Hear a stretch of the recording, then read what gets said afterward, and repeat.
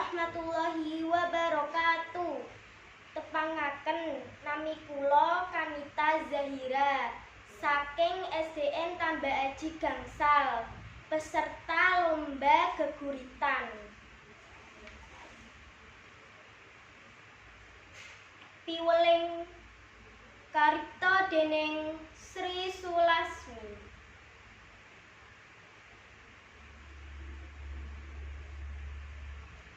Bumi iki duwekmu,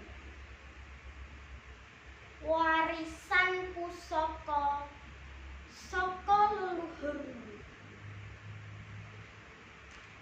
Gene yo kowe mung kami tenggengen, kesengsem marang kaendahan wae.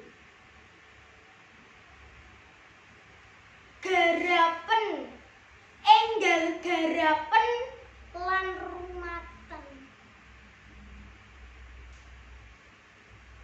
ing kono bakal tinemu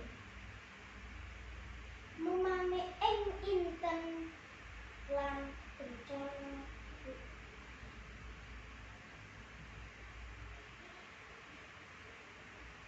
kang bakal dadi sangu lelati metuk jaman kuncara nerusakke lelabuhane kang wus wayahe ngasukake sarira. Gong ganjar nyuwara jumlegur, genta gulontang mandang ing tawang. Aweh tengara cetha ngeglo. Awet kuwi wis kersane kang babar kelir. Kabeh kudu sirna gempang. Sakabehing pepalang kakendang banjir bandang.